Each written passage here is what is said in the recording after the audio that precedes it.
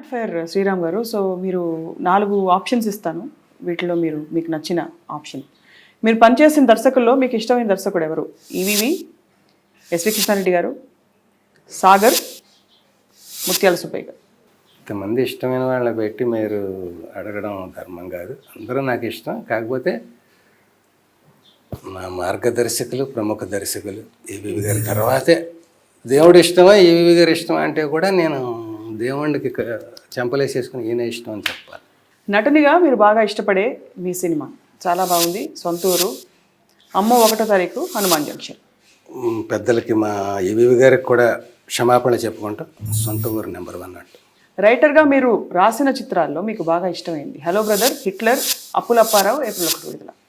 అప్పులప్పారావు చెప్తానండి. ఎందుకంటే నాకు డైలాగ్ రైటర్గా ఆ ఒకటి అడక్కు నెంబర్ 1 పేరు వచ్చింది. ఇప్పటికీ కూడా కృష్ణవంశీ గారు లాంటి పెద్దలందరూ కూడా ఆ ఒకటి అడక్కు అది డైలాగర్స్ అంటే అని మెచ్చుకునే సందర్భాలు చాలా ఉన్నాయండి.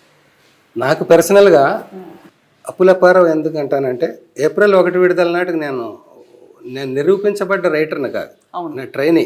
అప్పులప్పారావు టైంకి నేను స్వింగ్లోకి వచ్చానండి. నేను అనుకున్నది ఒక పద ప్రయోగాలు ఇది అది ఏం చేయడానికి నాలో ఒక ఫైర్ వచ్చినది. అంతకుముందు ఫైర్ ఉన్నా కూడా దాంతో ఈ కట్టెతో ఏ కట్టెని వెలిగించాలో నాకు తెలియదు. ఏది పచ్చి కట్టి ఏది ఎండు కట్టి ఎక్కడ భగ్గుమంటుంది ఎక్కడ ఆరిపోతుంది తెలియదు. నేను నాటకరంగం నుంచి వచ్చి నాకంటూ ఒక డైలాగ్ స్టైల్, ఒక సెటైర్, ఇదంతా ఒక బేస్మెంట్ నాకు ఉన్నప్పుడు దాన్ని మీడియా మారింది అంతే. నాటకం నుంచి సినిమాకి వచ్చాను. మారినప్పుడు ఈ మీడియాని పట్టుకోగలగాలి. ఈ పట్టుకునే ప్రాసెస్ అయిపోయింది. ఇప్పుడు అప్పులప్పారావుకి నేను రాయాలి. రాసినప్పుడు నేను ఏం రాయడానికైనా నాకు అంత స్కోప్ ఉంది, పెద్ద స్పాన్ ఉంది అందులో. కేవలం డైలాగ్ డ్రామా అప్పులప్పారావు అంతా. అందులో అసలు మా ఈవీవి గారు కూడా నన్ను మెచ్చుకునే ఫస్ట్ కాంప్లిమెంట్ అది. ఒక డైలాగ్ చాలు ఎల్బి శ్రీరామ్ ఎలాంటి రైటరో చెప్పడానికి 100 ఎగ్జాంపుల్స్ అక్కర్లేదు. ఏంటి సార్ ఆ డైలాగ్? అప్పులు చేసి బతుకుతూ ఉంటాడు హీరో.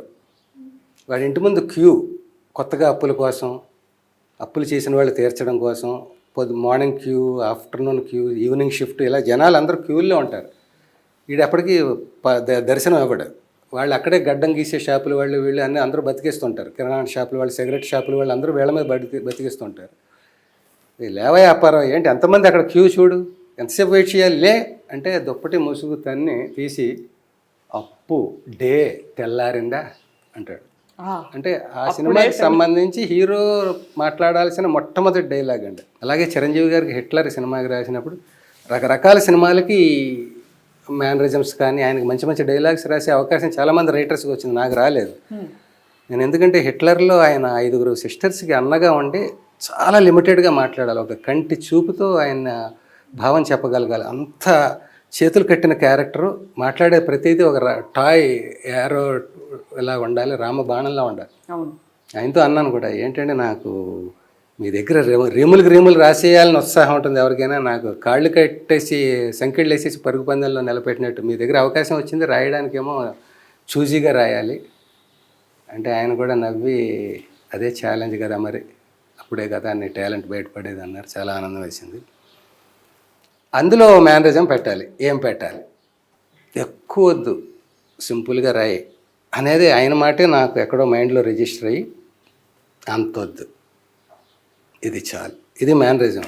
అబ్బా, రాజేంద్ర ప్రసాద్ గారు ఎరా బావా బాగున్నావా అంటాడు, అంతొద్దు, ఏం బావా బాగున్నావా, ఇది చాలు. నాటకాల్లో మీకు బాగా నచ్చింది? ఒంటెద్దు బండి, లంకా దహనం, పద్మవ్యూహం, హుష్ కాకి. పద్మవ్యూహం అండి. సమాజంలో సగటు మనిషి పరిస్థితి ఏంటనేది పద్మవ్యూహం. యంగ్ రైటర్స్లో మీరు ఇష్టపడే రైటర్ సార్? త్రివిక్రమ్ శ్రీనివాస్, ఎం రత్నం, కోన వెంకట్, చింతపల్లి రమణ, అబ్బూరి రవి. అంటే ఇందులో సగం మంది నాకు వాళ్ళ సినిమాల్లో నేను చేయలేదండి. ఇప్పుడు నేను చెప్పడం వల్ల ఇంకెప్పటికీ చేయకుండా చేస్తున్నారు మీరు. వాళ్ళు ఓహో నేను ఇతనికి ఇష్టం కాదు కనుక ఇతనికి వేషం కట్, ఇది ఒక్కటి నన్ను అడగండి. ఈ ఒక్కటి అడగ చాలా. కాకపోతే వీళ్ళల్లో నేను త్రివిక్రమకు మార్కులు ఎందుకు వేస్తానంటే, ఎవడైనా ఒకడు అచీవ్ చేస్తే వాడు వెనకాల ఇంకొకటి ఉంటుంది. ఇప్పుడు ఓ కమెడియన్ ₹1 కోటి తీసుకుంటున్నాడు అనుకోండి, ఆ స్థితి ఎవరో పట్టుకొచ్చారు అనుకోండి, అది ఆనందిస్తారు మిగతా వాళ్ళు. ఆడు 1 కోటి అడిగాడు, మనం 1,00,000 అడగచ్చు కదా, బాగుంది, ఆడే 1,00,000 అడిగితే మనం 1000 అడగాలి అని ఉంటుంది. అట్లాగే అతను 5-6 సినిమాలు రాశాడండి. అతను మామూలు హైప్ కాదు, ఏ రేంజ్కి వెళ్ళాడంటే డైరెక్టర్ని మంచి రెమ్యునరేషన్ తీసుకున్న రేంజ్కి వెళ్ళాడు. అది రైటర్స్ ఎంత గర్వకారణం, అచీవ్మెంట్ పరంగా. అదేం ఏదో దొడ్డిదారినో లాంగ్ జంప్ దారినో వెళ్ళింది కాదు, అవును. విత్ టాలెంట్ వెళ్ళడం. సినిమా ఇండస్ట్రీలో రాణించాలంటే కావాల్సింది ఏ లౌక్యం, 2 అదృష్టం, సి అవకాశం. లౌక్యం అసలు తీసేసి కట్, ఇంకా మిగిలింది అదృష్టం, అవకాశం. లౌక్యం తీసేయమన్నారు ఫుల్గా, అదృష్టం, అవకాశం, కృషి కూడా లౌక్యం నేను చాలా మందిని చూస్తున్నానండి. లౌక్యం నేను చాలా మేధావని, నేను ఎంత బాగా నా టాలెంట్ వల్లే నేను ఎంత స్థితిలో ఉన్నాను అనుకునేది భ్రమ. ఇక్కడ రాసి పెట్టుంటే అది ఎవరు చెరపలేరు. అది రాయకపోతే నీకు లౌక్యం కాదు, నువ్వు ఎంత పుడింగ్ అయినా కూడా నీకేం రాదు. సో ఫస్ట్ ఏ కేటగిరీ మీరే డిసైడ్ చేయండి, నేను చెప్తాను సింపుల్గా. ఫస్ట్ మనిషి ఫండమెంటల్గా కష్టపడాలండి, కృషి చేస్తూ పోవాలి. అర్జునుడు కృష్ణుడు చెప్పింది కూడా ఇది, అంత దూరం ఆలోచిస్తే. ఫలితం నాకు వదిలి నీ కృషి నువ్వు చేయనేది కదా. మన కృషి ఉన్న తర్వాత, ఇప్పుడు సొంత ఊరు లాంటి సినిమా తీసేకి అవార్డు వచ్చిందా లేదా పాయింట్ అక్కడ.